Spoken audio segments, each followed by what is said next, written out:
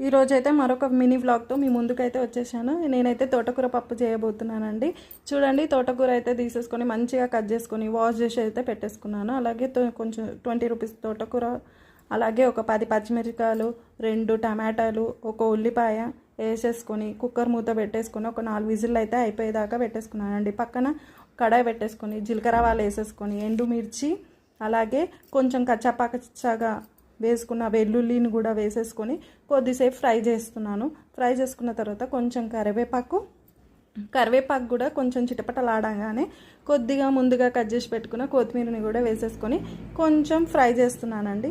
అలా ఫ్రై చేసిన తర్వాత కొంచెం పసుపు కూడా వేసేసుకొని మనకి ఈ పోపు వేసుంటే చాలా మంచి అరోమా వస్తుంది కదా.